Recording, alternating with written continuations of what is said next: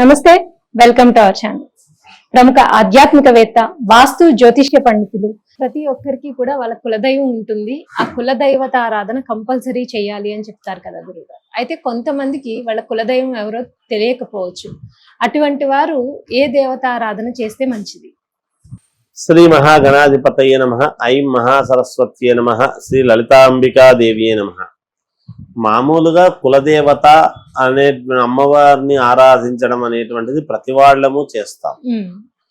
ఎందుకంటే ఇష్టదేవుడు ఎవరు ఉండినా మనకు సర్వదేవతలను, ముక్కోటి దేవతలను ఆరాధించేటువంటి తత్వం ఉన్న వ్యక్తులము కాబట్టి మనము భక్తి ప్రధానము అని ఏ దేవుణ్ణైనా సరే, ఇక్కడ ఏదో వెళితే మనకు మంచి జరుగుతుంది అంటే అక్కడికి వెళతాం, దైవాన్ని ఆరాధిస్తాం. ఇంకో చోటికి ఏదో వెళితే ఇక్కడ బాగా జరుగుతుందంట అంటే అక్కడికి వెళతాం. అంటే మానవాళి కదా మనము, మనకు మనస్సు ఆదుర్ద, తొందరగా ఏదో జరగాలి, మనకు మేలవుతుంది అనేటువంటి భావనతో ఉన్నవాళ్ళం. అందువలన ఎక్కడ ఏది ఉండినా, ఏ దేవుడు మంచి చేసినా మనకు దేవుడే కదా అనే భావనతో వెళుతూ ఉంటారు. ఎంతో చక్కగా పూజలు చేసుకుంటుంటారు. అనేక రకాల కోరికలతో వెళ్ళి ఏదో ఆనందంగా తిరిగి వస్తారు. మనం దండం పెట్టుకున్నాము, భగవంతుడు చూస్తాడు, మనకు ఉన్నాళ్ళే అనే ఉద్దేశంతో వస్తూ ఉంటారు ప్రతి వాళ్ళు కూడా వెనక్కి తిరిగి. ఇక్కడ కులదేవత అనేటువంటిది మనము పెట్టుకున్నప్పుడు సాధ్యమైనంత వరకు కులదేవతలు తెలియకుండా ఉండరు ఎవరు. ఎందుకంటే వాళ్ళ వంశపారపర్యముగా పెద్దవాళ్ళు ఏం ఆరాధిస్తున్నారు, ఏమిటి, మనం అదే ఆరాధించాలి అని ఒక పద్ధతి ప్రకారంగా వస్తుంటారు. అలా తెలియని వాళ్ళు ఎవరైనా ఉంటే, ఒకవేళ నాకు కులదేవత తెలియదు, మా ఇంటి దేవుడు తెలియడు అని అనుకున్నటువంటి వాళ్లకు అమ్మవారు, ఏ అమ్మవారైనా సరే, లలిత అమ్మవారా, సరస్వతి, దుర్గా, మహాలక్ష్మీన, చాముండేశ్వరి దేవియా, లేకపోతే ఇంకేదన్నా, వాళ్ళు ఏమైనా అనుకోవచ్చుగా, ఎవరైనా సరే ఏదో ఒక అమ్మవారిని ఆరాధించటం అనేటువంటిది అవసరం. సహజంగా మామూలుగా చాలా మంది ఇళ్లలో అనేక రకాల ఫోటోలు, పోయిన చోటల్లా ఒక ఫోటో తెచ్చి పెట్టుకుంటూ ఉంటారు. అది తప్పు. క్షేత్రానికి పోతే క్షేత్రంలో ఫోటో తెచ్చుకొనే పెట్టుకోవాలి అనేటువంటిది చాలా తప్పు. ఎందుకంటే పోయిన క్షేత్రంలో కల్లా ఒక ఫోటో తెచ్చుకుంటూ పెడుతూ ఉంటే ఇంట్లో సర్వదేవతలు ఉంటారు. అట్లా కాదు. ఇంటికి ప్రధానం ఏమిటి అంటే ఇంటి దేవత, ఇంటి దేవుడు ఎవరో అది ప్రధానంగా పెట్టుకోవాలి. మిగతా విగ్రహాలన్నీ కూడా పక్కకు పెట్టుకునేటివే. మనం ఇవన్నీ మనకు ప్రధానం ఏమిటి, మన ఇంటి దేవుడు మనకు ప్రధానము కాబట్టి మనం పెట్టుకుంటాము గొప్పగా. మిగతాటివన్నీ కూడా సమన్వయం అవుతూ ఉంటాయి, అవసరానికి ఏర్పడినవే కాబట్టి అవి పక్కకు పెడతాం. చెప్పేటప్పుడు అందరికీ మనకు సంకల్పం చెప్పి పూజ చేసుకుంటాం. మళ్ళీ అలా ఇబ్బంది ఏమీ ఉండదు. అందువలన మనం చేసుకునేటువంటి విధానాల్లో ప్రతి ఒక్కటి కూడా ఉంటుంది. అలా మనం ఏం చేసుకుంటే ముందుకు పోతాము అనేటువంటిది ఎవరికి వాళ్లకు తెలుసు.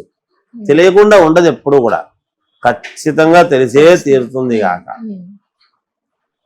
అందువల్ల ఇది పాటించాలి, ఇలా చేసుకోవాలి, ఇలా ఉంటే మంచిది అనేటువంటివి కొన్ని మనం మాట్లాడుకుంటూ ఉంటాం.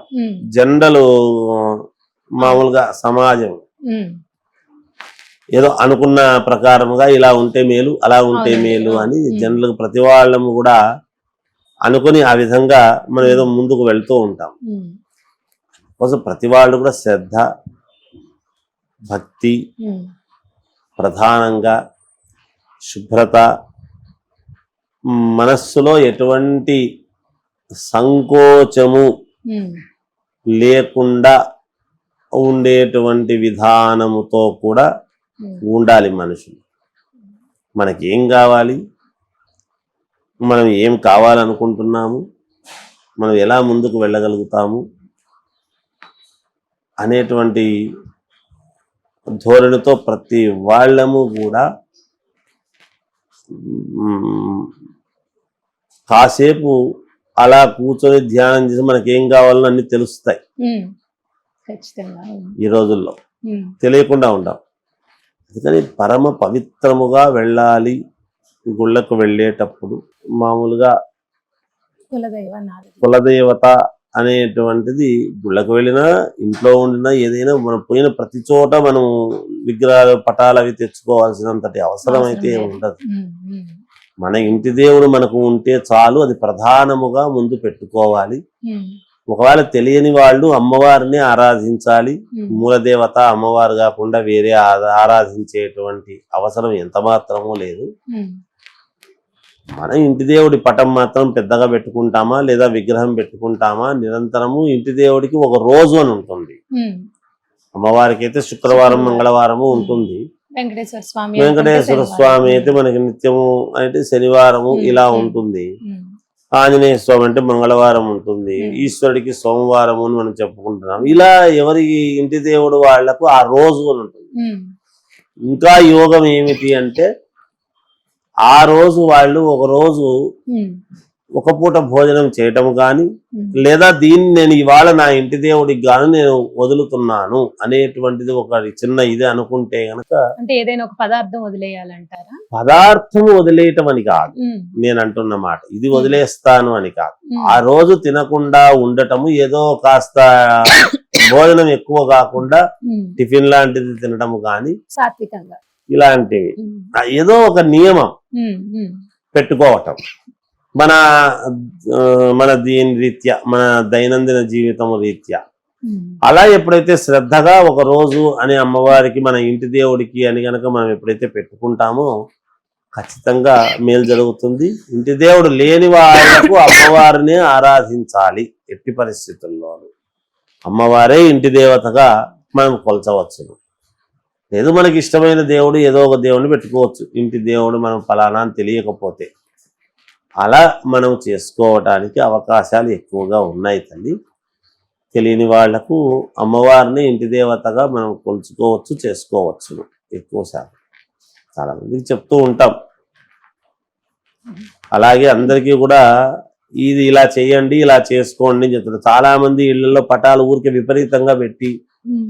ఎటు చేయకుండా అందరినీ ఆరాధిస్తున్నాం, ఎవరు మాకు పలకలేదు, మనకు దేవతలు ఎక్కువ, మా పని కాలేదు అని అనుకుంటూ ఉంటారు.